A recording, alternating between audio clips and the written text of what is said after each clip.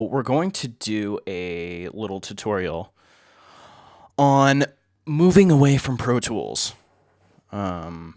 because that is what I'm in the process of doing. And of course, I've got a ton of sessions in Pro Tools and I may still need to edit those. So before I completely go away from Pro Tools, I'm converting the things that I may need to do revisions on, may need to work on again.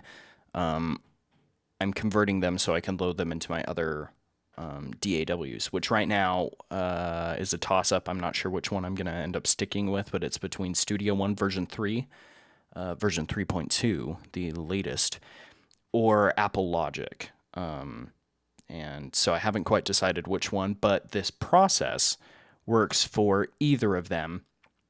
And so ultimately, whenever I finally decide which one I'm going to stick with, right now it I'm kind of looking towards the next update for each one to kind of see what gets fixed. There's a couple of little bugs with each one that are kind of not bad. They're not going to stop me from using them, but I'm just kind of interested to see who puts out a maintenance release first, and stuff like that. And then there's, of course, what new features are going to come out in the next little bit. But I know that Avid Pro Tools is obnoxious, to say the least, and I'm kind of over the glitches that I've been having with Pro Tools and the bugs and the support that you get from Avid. Just there's so many things that Pro Tools does not do well. So, anyways, moving on. This is a promo I did last week in Pro Tools.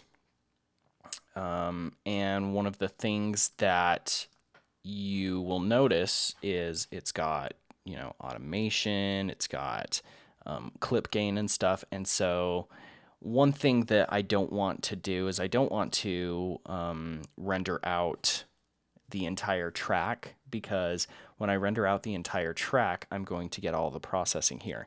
And if I want to go back and tweak the plugins and processing, then I'm unable to do that. So that's one thing that you can bounce things to stems, which is what a lot of music producers will do, because it'll have virtual instruments, it'll have certain EQ settings and stuff. I am going to choose not to do that. I'm just going to print the audio, and then I'm going to duplicate my settings, plugin settings and everything in my other DAW, which for this tutorial is going to be Studio One. So what I'm going to do is, you can see I've got this promo here. I'm going to highlight these tracks because I'm currently using these tracks, and I'm going to give a little bit of space at the beginning. Let's give it plenty of space at the end here. So you'll see that. Now what I'm going to do is I'm going to hold the Shift key, and I'm going to select my other tracks that have audio on them. So in this case, all of them are now selected, and I can actually trim that up just a little bit there. Okay, so now I've got everything selected. Now what I'm going to do is I'm going to do, on the Mac, the shortcut is Option Shift 3, and it created audio files that are all the exact same length right there.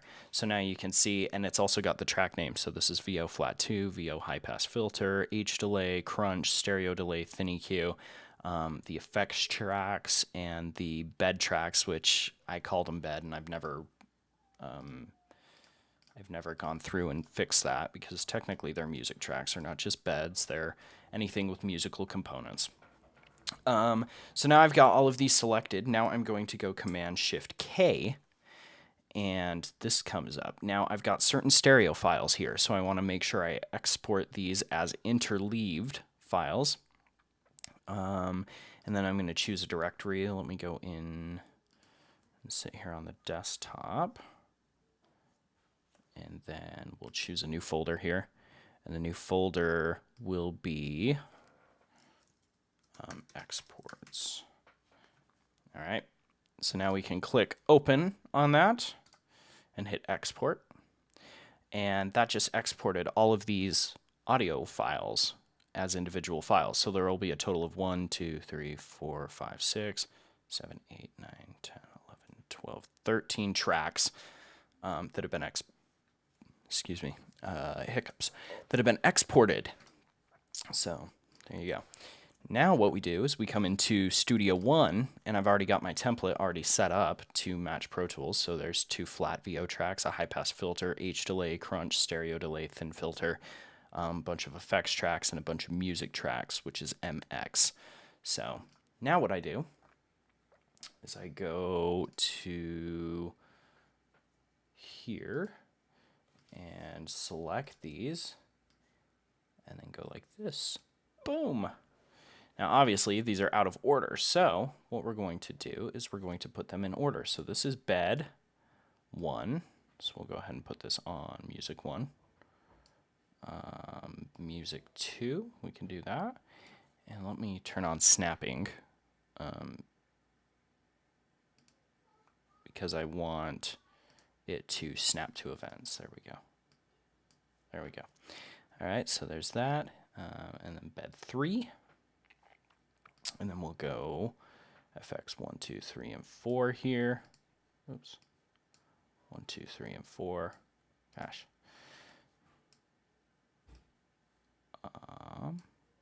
There, those have been snapped. Now what we'll do is we'll take these VO tracks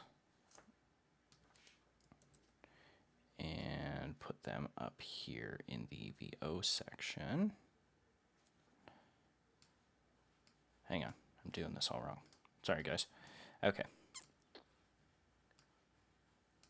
There we go. FX 1, 2, 3, and 4. There we go. I just had them on the wrong tracks.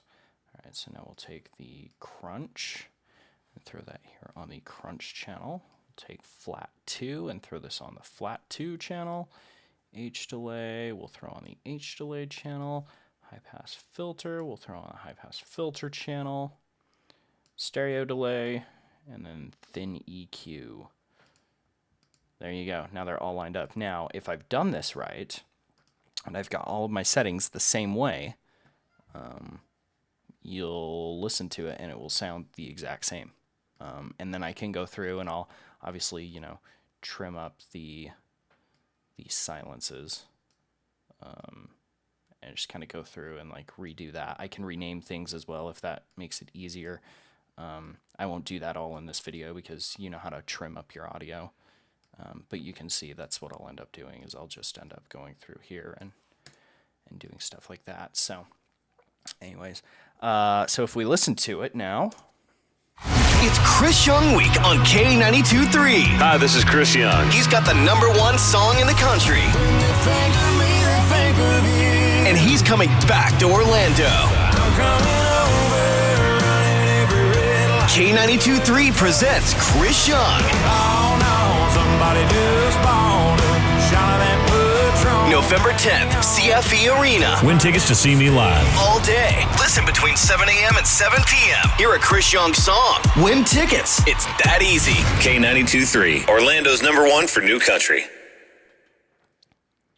So you can see it works perfectly fine. And then what I'll do is I'll end up going through and just cleaning all of this up and making it a really nice and pretty little file here. And so I'll do that with all of the sessions that I'm currently working on in Pro Tools or that I've archived in Pro Tools and just convert those over so that when I finally do give up my Pro Tools subscription, I won't be dead in the water when it comes to editing revised promos, revised spots. Sometimes, we'll go back a year later and reuse work parts on big events or something. And so this gives me the ability to go back on stuff that is, outdated and was created in Pro Tools, and yet I can use it in Studio One. So that's my quick trick. There may be other ways to do this a little bit faster, but I found that this way works really well for me. And so I just do that and clean it up, and there you go. That's it's pretty much how I've been preparing to convert away from the Pro Tools world. And let me just show you here. All of these are all done the exact same way. These are promos that were done in Pro Tools. This was a promo that was done in Pro Tools. This was done in Pro Tools. Everything in this session was done in Pro Tools, and I've gone through and cleaned it up and edited it. So, there you go.